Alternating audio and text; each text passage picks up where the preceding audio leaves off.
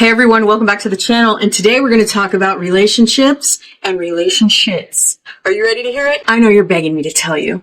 Let's roll the intro.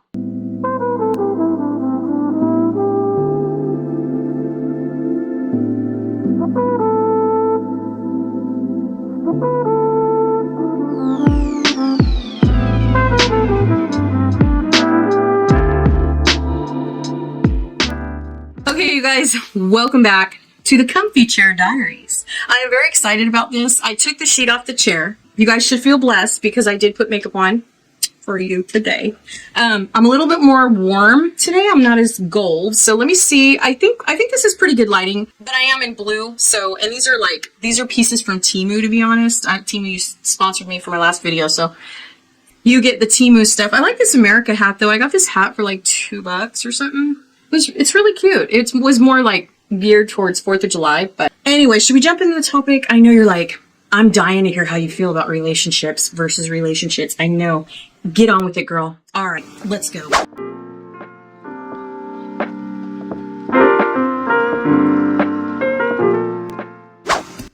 All right, so here we are talking about relationships versus relationships.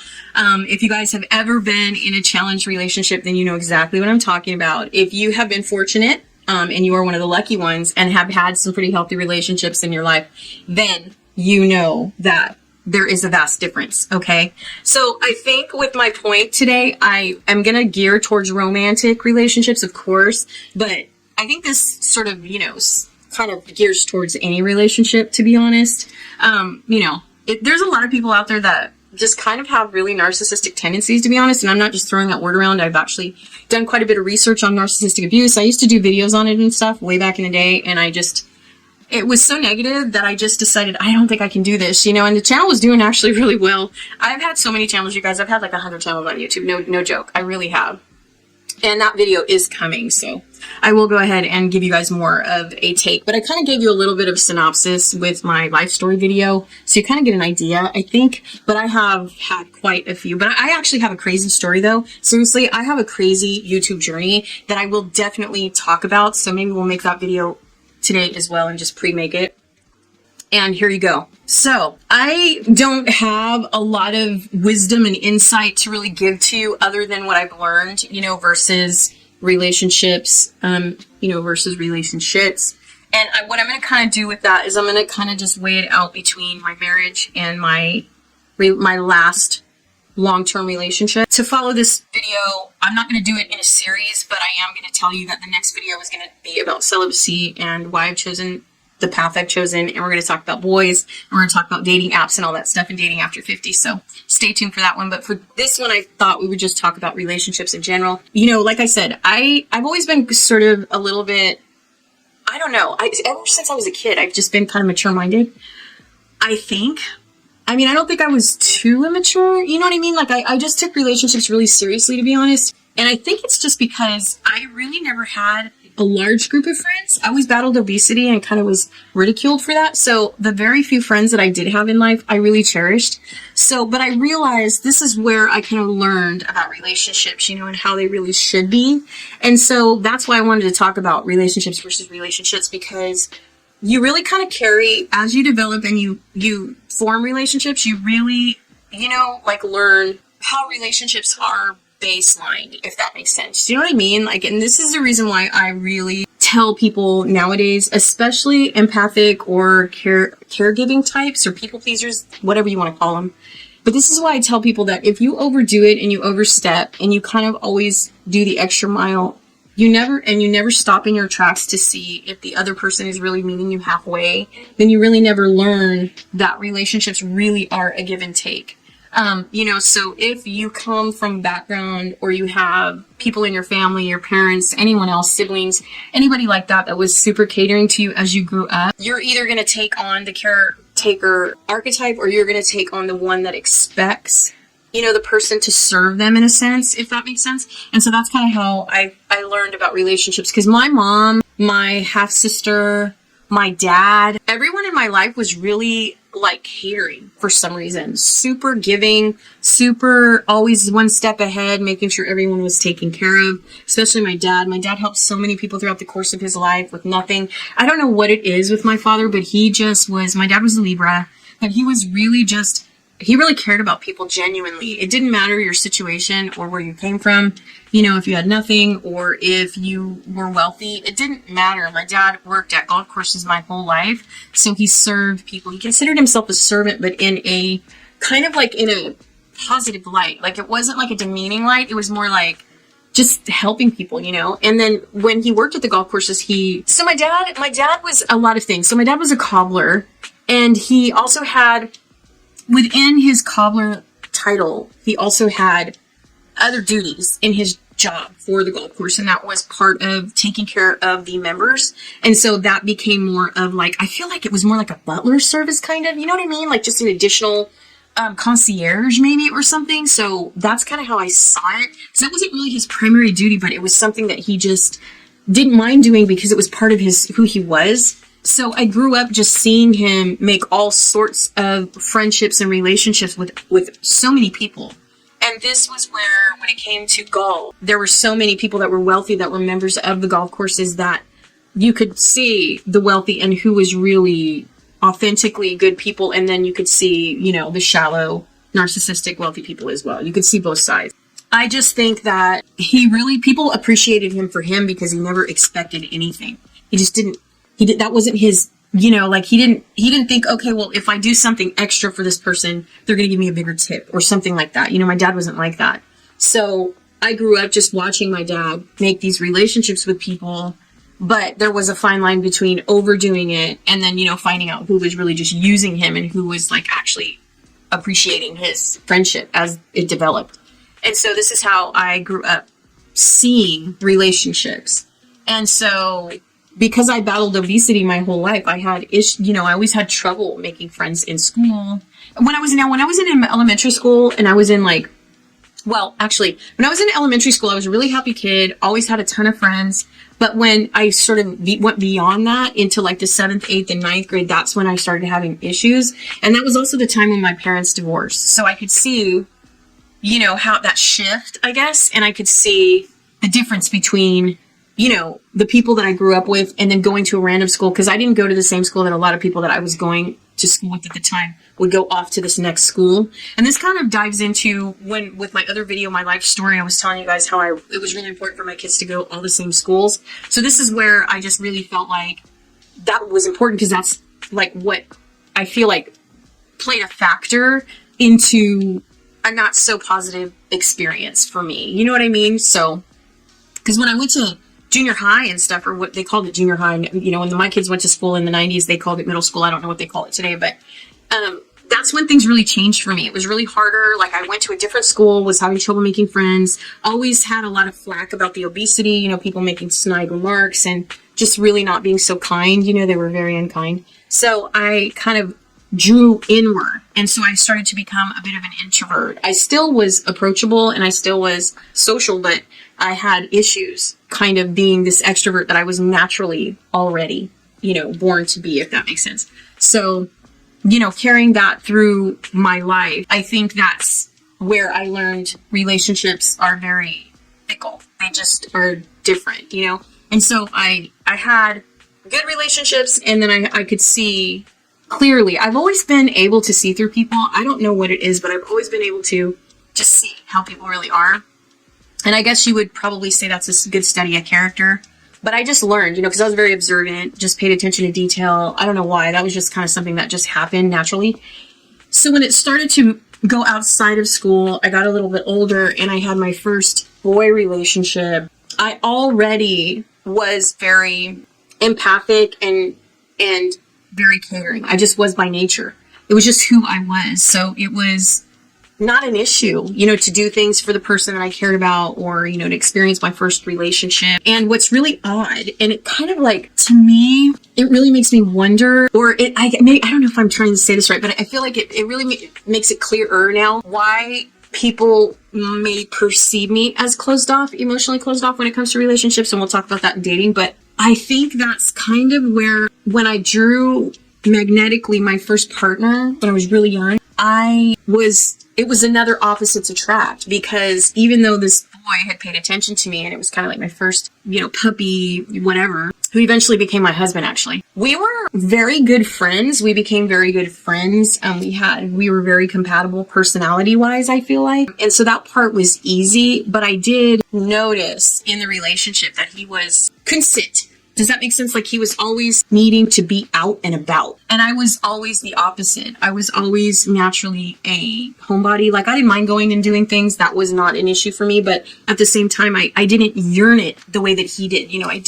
I don't know, man. It's really strange because he always wanted to be like out and about. Like, I don't know. He had FOMO, I guess, is really what I'm trying to say. He really did have FOMO. So it really goes to show like the difference that opposites attract, because even though we had a good relationship and we had a lot of fun together, we laughed and stuff. We were just kids, but we were very compatible. I felt like he was a Gemini. I was a Leo, and was he a Gemini? Yeah, I think he's a Gemini. So we just were compatible. I don't know. We had a lot of fun together and stuff, but I did notice though as well that he was very antsy. He just couldn't be, you know what I mean? Like when we actually became in a relationship, got more serious, he always needed more in terms of entertainment, like being entertained. He needed to be out and about and doing things and stuff. And I was always the opposite. So that relationship, as we would grow, that would become an issue. And basically for me, it was starting to become unhealthy. So I felt like it wasn't terrible, but it was starting to become an issue that I could see. And so that was one of the things that I was able to learn in my marriage. And then, of course, as we got older, as we started to create a family, we started to obviously have issues. But I will say though, that in lessons in life, like, I've talked about things that life has taught me. I didn't make those videos like instructional or like highlight or bullet point, because I wanted to be able to be warm and open and just speak about it like it was a conversation. I didn't want to make it like some life coach thing. Do you know what I mean? I didn't want to do that. I just wanted to talk. That's kind of what I wanted to do. I didn't want to feel like I was teaching somebody something, because I can't. It's not my place to do that. It's just my place to share my experience. So that was kind of interesting why I became so kind of, how should I do this? Should I do the title like things that I've learned, or should I do this lessons in life, or you know what I mean? How should I approach this title? So I kind of went back and forth with that. So throughout my marriage, I started to have issues. But I will say though that although I'm saying the things I'm saying in terms of learning relationships, learning to communicate, learning to be honest, or, learning how a relationship works, I feel like when I was young, it seems that life was so wonderful. That's what came in my, see, I'm so ADHD.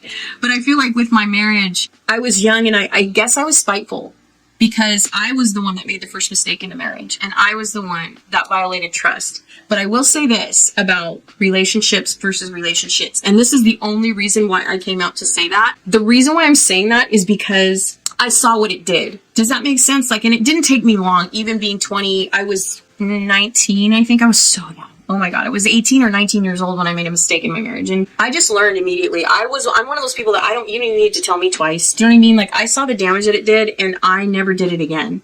But it still became an issue in my marriage, and there's two sides to every story. So all I can do is tell you my story and my side. But learning what that does to a relationship, yeah, my relationship turned into a relationship very, very, very early on. But we did seek out some kind of guidance. We didn't go to counseling. We didn't go to, marriage counseling. I don't know why we didn't have that encouragement in our lives, but we did have spiritual guidance. I don't know. I think nowadays, like in my life, you guys, I'm spiritual, but I am not religious at all. So, and it's just because I can see right through organized religion, and I just don't agree with it, having been through it. So I am very against it. But I will say that at the time when I was young, because we were married, it was very important to try to figure out how to fix our issues. And so, we went to therapy. Well, we went to counseling, whatever. And we just tried, we tried to make it work. And we stuck it out, like I said, for 13 years, 13 and a half, I believe. But we ended up divorcing. So we divorced when I was 29, like I said in the life story video. And after that, I wasn't in a hurry. And my ex-husband left me for another person he worked with, and he lied the whole time, and it was very dramatic and very drama, if you will. You know, it was caught in the act, kind of like a Cheaters episode. And that's kind of, you know, what happened in our marriage. And, you know, he was lying to me the whole time. I don't know. It was very dramatic. It was very just drama. You know what I mean? But it was very serious in my eyes because we had a family and so on and so forth. But we ended up parting, and he left me for someone he worked with. And that was kind of karma in its beauty, because the person that he left me for was awful. Like I think he called me so many times, like, regretting that. And we had already known each other for so long, you know, that the anger seemed to fade out at the time. And we were able to have, you know, discussions or conversations. And he would say, I've never been away from you this long. You know, life is so different now. This isn't what I thought it would be. Of course it's not, you know, but when you're young, you think you know everything. So that kind of faded out. And I was left, you know, to reinvent myself at 30. And that's when I started to try to figure out what it is that I wanted to do romantically. And this is why I wanted to talk about this. So I didn't come into my own until I was 30. So starting to meet men and trying to form relationships, it was interesting. It was just interesting. But I think because I have a natural stoic type of personality, like I just don't show my emotions that often, and I'm kind of really hard to break the seal, if that makes sense. I am now realizing, looking back on my life, that I did choose men that were unavailable. I think I kind of knew that even at the time, because I was 30 and I was kind of meeting these men that were very vocal about what they did, what they wanted and what they didn't want. And dating was very new to me. I didn't have any education in it, no, you know, experience with it, nothing. But I quickly learned. But I was also very stern about not wanting to get into a serious relationship because I was raising two men. I was raising boys. And I just didn't want someone to come into my life and just take over. Does that make sense? Like, I don't know. I just was really weird about that. Like, and I don't know if that's because I came from a divorced parent situation that was, oh my God. You guys, I am in my 50s. And if you know movies well, and you know the movie War of the Roses with Michael Douglas and Bette Midler, I think it was Michael Douglas, and I think Danny DeVito was in that too. This was, if you're young, you won't know what I'm talking about, but look it up, War of the Roses. And if you feel really brave, watch it. And that was kind of a replica of my parents' divorce. My parents' divorce was so rough. It was so nasty. They did not like each other whatsoever. They took jabs any time they could. And it was very, very unpleasant. That whole experience, being 12 or 13 and going through that kind of divorce, was so it affected me so much, because they were mean to each other. They were literally mean to each other. I mean, you know, they got through it, but at the time, even though if you've seen War of the Roses and you know what I'm talking about, they were nasty, but not dangerous. Does that make sense? Like, I don't know if that makes any sense, but they were pretty mean to each other. They were really, it was bad. But everybody got through it. They went on their way and stuff like that. That's where I started observing, you know, I saw this nasty divorce with my parents. I had my own relationship issues, young, you know, I was 17 when I got married, and I made my first mistake in my marriage at 19. And then that shifted and changed our entire relationship when it came to trust and honesty and infidelity and all this kind of stuff. So I kind of learned that, you know, and then when I was on my own and I started dating men, I don't know what it was. I think, like I said, I think I was just really kind of abrasive a little bit. Like, I was kind of like, don't even think about wanting to have a serious relationship with me, because that's not happening. Do you know what I mean? Because I was so protective of my kids, and I didn't want anyone to come in and say, you know, think they could take control over my family. And there were so many movies that came out at that time too, because I'm a big movie person. And did you guys remember The Disturbance? Is that what it was called? You know, remember where, I can't remember who's in that. Off the top of my head, I feel like it was John Travolta in that, but I'm not sure. But I think it was called The Disturbance, if you guys remember. If you don't remember, you can look it up. I'll put it up here somewhere. But I don't know. In those days, it was kind of just like, or way back in the day, it was kind of like, I was going to raise my boys by myself without a man coming in my house trying to change everything. And I didn't see it as I needed to be married to make good characters out of my children. I had my parents for that. You know what I mean? Like, my kids had a well-rounded, they had their grandfather, they had their uncles, they had my mom, they had me. And that was enough for them to be stable and confident. So I didn't need a man to come in and balance my life. So I think when I started dating at 30, I think that's when, you know, I decided I just want to date. I don't want anybody to come in my life and start changing shit and like tell me. No, that wasn't happening. That just wasn't happening. So moving on, fast forward to 6 years later when I met this next person.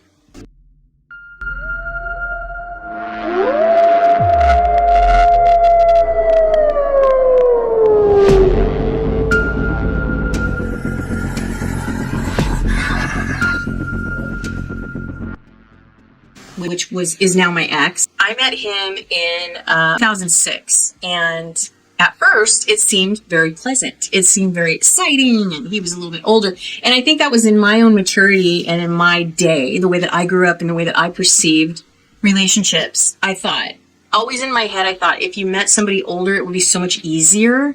Because, you know, I don't know what it was with me and that logic, man. But I thought if I met somebody older, they've been around the block, they've been married, they've been divorced, they've had kids, they've raised kids, they know more. They're so wise. Do you know what I mean? And I just thought that even though he wasn't super, super, super older than me, he was old enough to make me believe, or in my head, I guess I believed that that if I was to date an older person, it would be exciting and more balanced. And that's where I would find the happiness. Girl, I was wrong. That was a relationship from the beginning. And we were so opposite. We did not have this. We didn't grow up in the same era. We didn't like the same food. We didn't like the same music. We didn't like the same movies. We didn't like the same anything. He was very political, he was military. His whole lifestyle and the way he grew up was completely opposite of mine. So when I met him, I was like, wow, this is interesting. You know, this is different. Opposites attract. He's so different than me. We can make this work. I thought, you know, like it's exciting. But one thing that kind of clouded the relationship was I was very into him. I was very attracted to him. And you know, it was just, yeah, it was pretty wild, I guess, for a while. I was young. I was 36 when I met him. But I have to say that was that was the hardest relationship of my life. It was very immature. He was very much a manipulator. He was very much a narcissist. He was very much a womanizer. He was a liar. He never told the truth. Never. And he never had respect for me. He just didn't treat me like a person that you meet, that you get to know, that says that they care about you, and word love comes out of somebody's mouth. I just have to say that he didn't treat me like a person that so-called loves you would treat a person, is all I'm going to say. And so with that said, it was quite a journey with that relationship. It was a relationship from the time that we met, but it's weird because I was so drawn to him. Like I couldn't snap out of it. It's like no matter what happened, I had this mentality that maybe he'll grow out of it, which was so weird for me, so immature for me to say. You know, so many things were happening in this relationship that were making me feel crazy. I didn't even know what was going on. He was making me question my reality. There were so many things that were happening in this relationship that I just couldn't believe. And the things that I was allowing myself to tolerate and to be treated was it's like it still sticks in my mind. Like there's a lot of things that happened. This is when I was so confused when we talk about relationships. I was so confused in this relationship that I turned to YouTube, of course. I started watching YouTube videos and I was like, I gotta figure out what the heck is going on with this thing because I don't get it. And so that's when I started watching videos and I stumbled upon narcissism and I didn't even know what that meant. I didn't know what it was. I didn't know anything about it, but I started reading about it and I found this really good educator that still educates till this day. And then I found this other guy that was in a relationship similar, but he was a guy with a woman. So that was a new and interesting perspective to learn. And then, you know, with that's when I just kind of didn't feel so crazy anymore.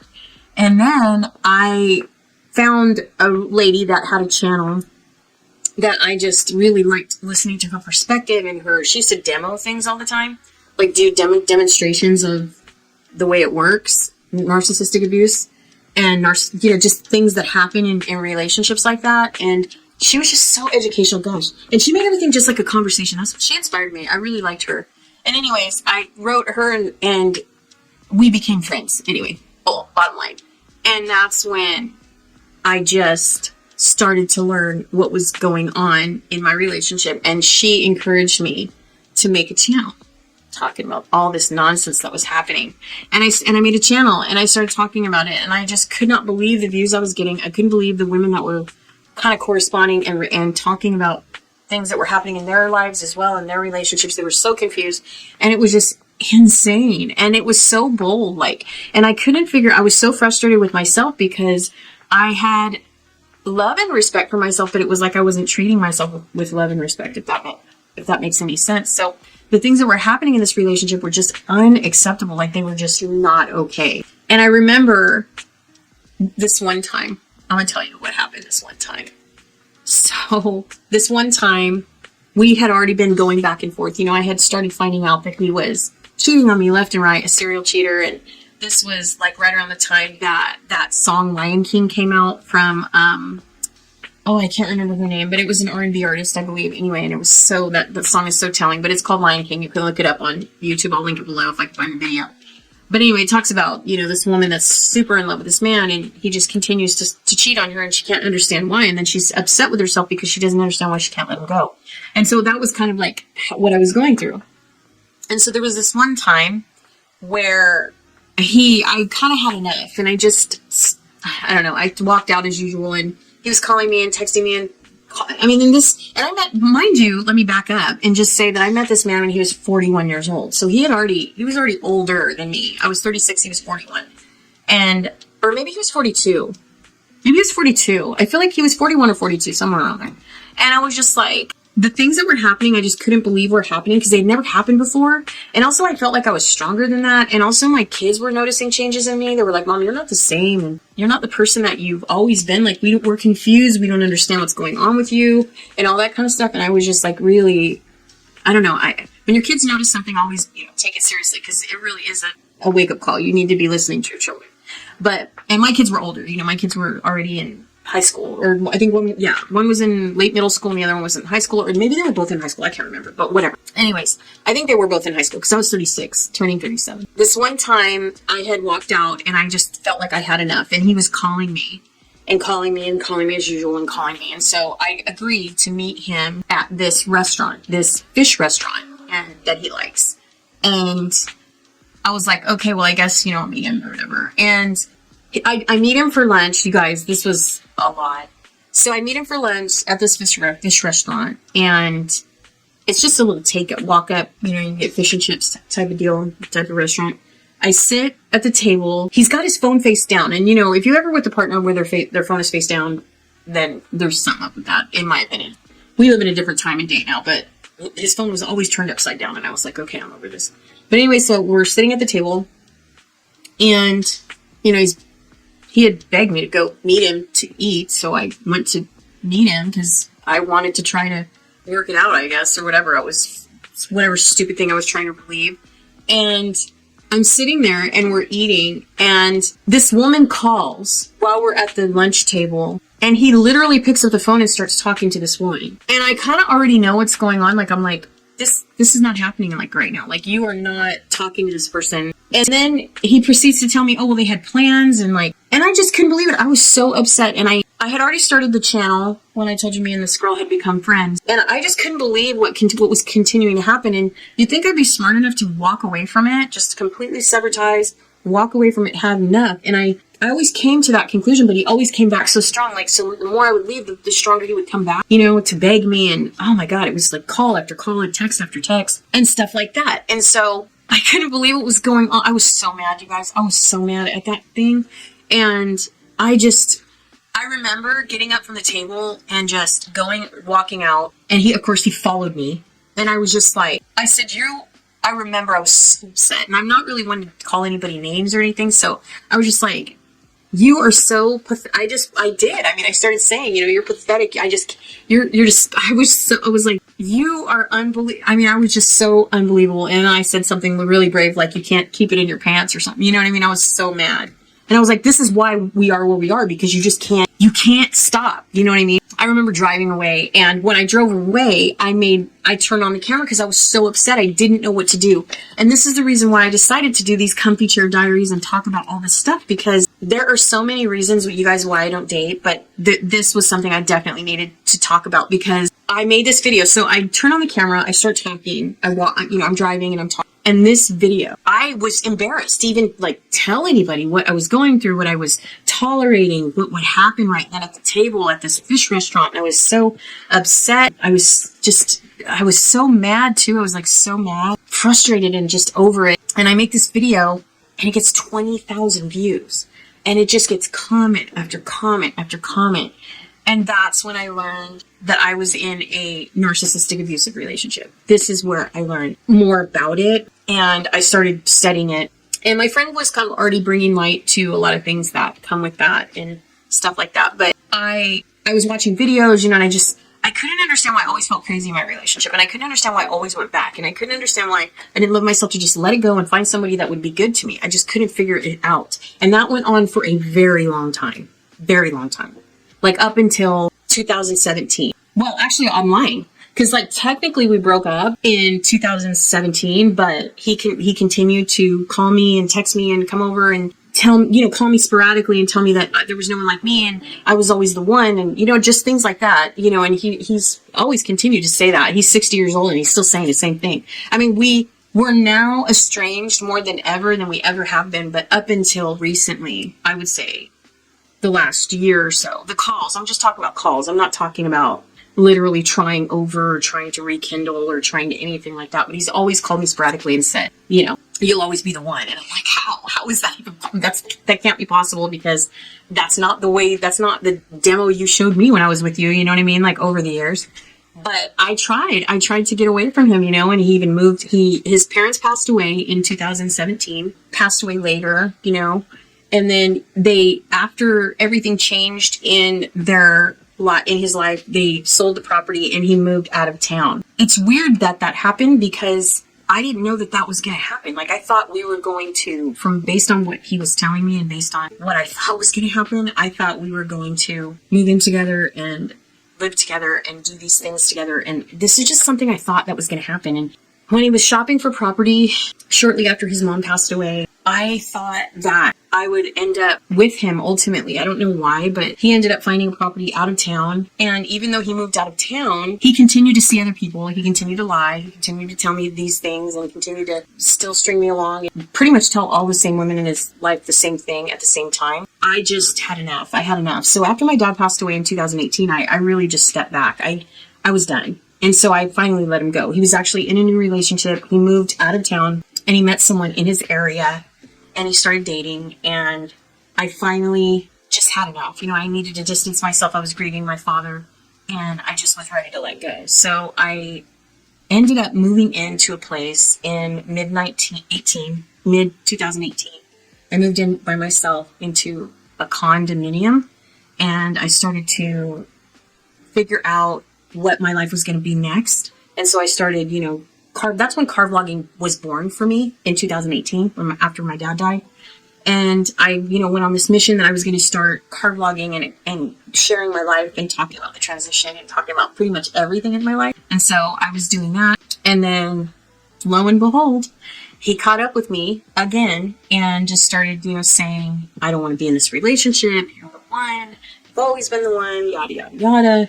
And that was another full dramatic, what do you call that? Triangle? Love triangle. I mean, the girlfriend got involved and oh my God, that was so weird. That was just such a weird, that was such a weird thing. And that was not that long ago, but it was long enough. And so, you know, I mean, I just continued to fight, trying to get away from the relationship emotionally up until, you know, late 2019. It was probably close to New Year's, right before the pandemic hit. He was doing the same thing, saying, you're the one I want to get married to. Let's go shopping for rings. I mean, all this kind of stuff. He took me shopping for rings.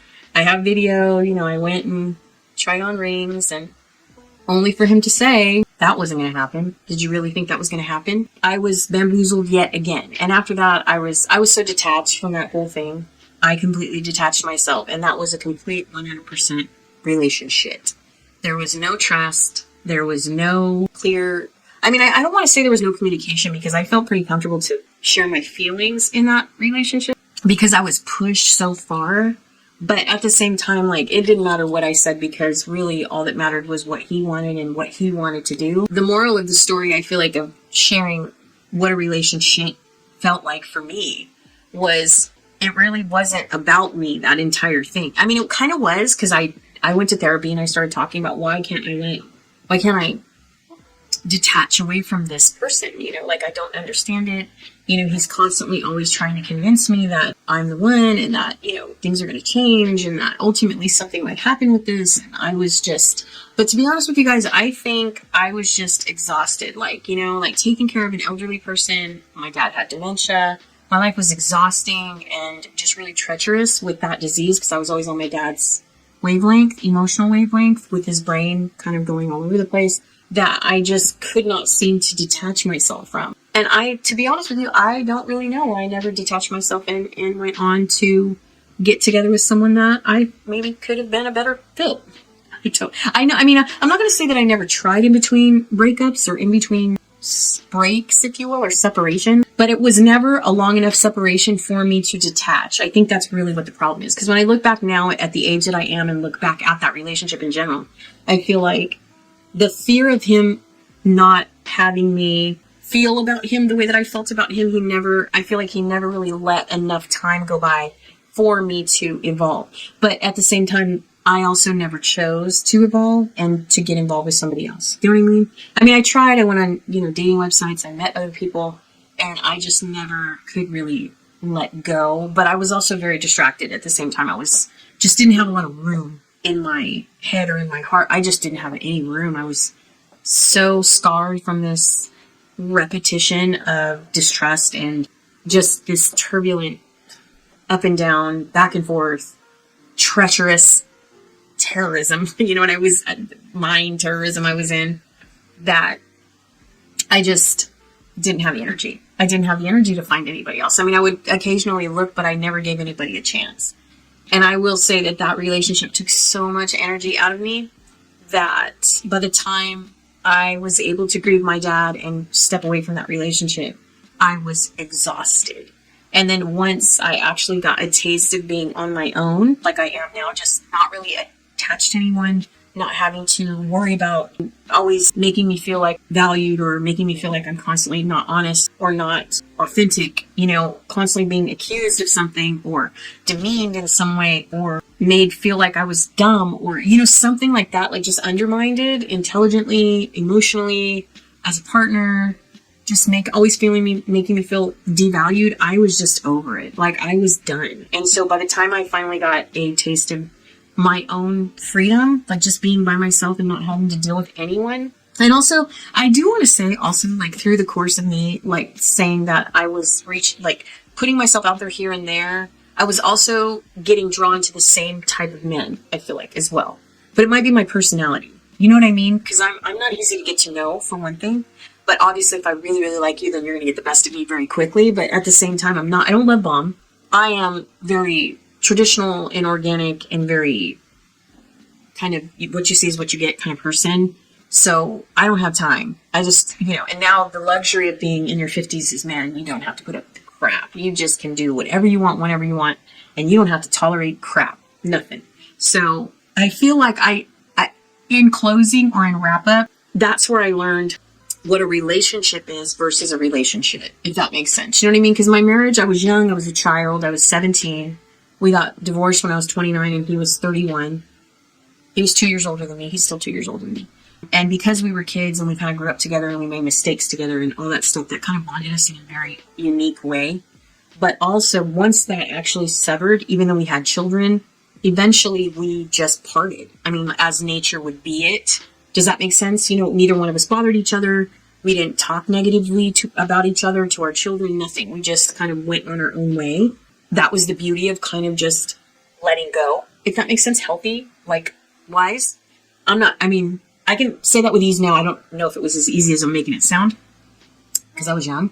But, and then the 6 years, I think, I really went slow. I didn't really move fast when I was dating, because I took my time. Like, I never really got involved, and I was very set on not getting into a serious relationship. I knew I didn't want to get married and raise my kids at the same time. I didn't want someone coming into my home, as I mentioned in the beginning. And so I was very careful. So I took my time. Does that make sense? I worked, I raised my kids, I met different people. I tried to learn about myself, and I did. And then finally, when I finally met that one person that I thought was the safest, ended up being the most unsafe. You know, there's a movie that I talk about all the time called Closer. If you guys haven't seen it, you need to check it out. It's one of my very favorite relationship movies. It's raw and uncut and it's hard to watch if you have ever been in a struggling relationship. But if you see it, you will definitely relate to it. It's kind of old. You guys might know it, but it's called Closer. And it's with Julia Roberts, Clive Owen, Natalie Portman, and anyways, I can't remember. Judd something. It's not Judd Nelson because that's the guy from Breakfast Club, but he I can see his, you know, if you know who I'm talking, I'll put his face up here. Anyway, it's this guy. Anyway, but there's a scene in the movie where it's the younger couple that's strangling, and Natalie Portman is standing in the middle of the room, and he's telling her that he's leaving her for Julia Roberts, who's older, and he's feeling like he's happier with her, and they have more in common, and he just feels like he'll be happier with her, so he's telling her that. And she's saying, okay, fine, and she's kind of walking around the room, and she's gathering her things, and she ends up, you know, saying, he's talking about, what about your things? Because they're living together, and he's like, you know, and she said, I don't need things. And then, you know, he says, well, don't go out there. He goes, let me make some tea and let's talk some more or something like that. And he says, don't go out there. It's not safe. And then she looks at him and she says, well, because it's safe in here. And so that kind of gives you an idea of, you know, just that it's not always safe to just hang on. I mean, I guess that's the moral of my story. I mean, I'm trying to figure out like where, because that whole time in my life was such a state of confusion. But that movie is so raw. Like, that's why I related to that movie. I talk about it all the time. I've been talking about it for years because it was so relatable at the time. Because there's so much dishonesty and lying and cheating, and it's just crazy. That movie's so, like, crazy, you know? And it's weird because sometimes when you're younger and you see something and then you're older and you see it and, you know, you kind of can go back and kind of compare if you still feel the same way. And I do. I still, you know, feel the same way. So, and I wasn't young when I met my ex. I mean, you know, I was 36 and he was 42 or 41 or whatever. And now, you know, I'm 50. I'll be 53 here in a minute, in a couple of days. And he's just turned 60 in January.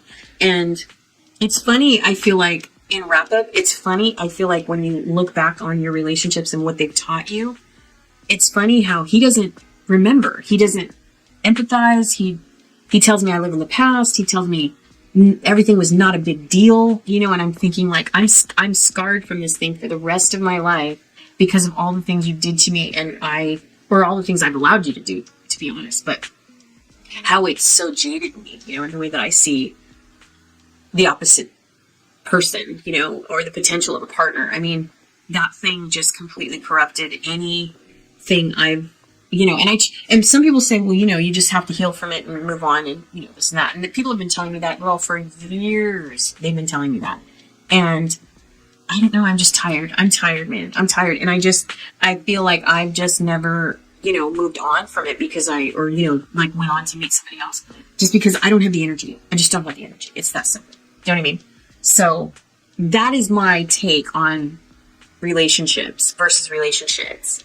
I've had quite a lesson. That run with my ex lasted from late 2006 all the way up until 2020, which is a long time of going back and forth and trying to make it work and ignoring things that I shouldn't have ignored. And a lot of things that I didn't mention that happened in that relationship as well. And a lot of love triangles and just craziness happened through that relationship, and him telling people that I was crazy. And oh my God, I'll tell you though, full circle, man, is bittersweet. I'll tell you right now, because when his girlfriend at the time in 2019 ended up writing me because she had a like, what is that called? She had like what is that called? You know, when you get it, when you suspect, you know, she was suspect, you know, he was suspicious or whatever. And she reached out to me. I was like, it just felt so good. I didn't feel crazy anymore. I was like, Jesus, all this time, you know, all these years he's been, you know, accusing me of being like crazy. And I'm not crazy. I've never been crazy. So it was very interesting, very bittersweet. So Anyway, that is my take on relationships and versus relationships. Let me know if you've ever had relationships anywhere similar like what I'm saying. I'll talk a little bit more about men in general and dating and now what's happening now and all that kind of stuff in the next video. But I hope that you guys enjoyed this video. Make sure you like the video if you enjoyed the content. Make sure you subscribe if you haven't. I'd love to have you part of my YouTube family. And that's pretty much all for today. So thank you so much for watching. You guys take care. Stay safe, stay healthy, and don't forget to smile because it's contagious. And I'll see you guys next time. Bye.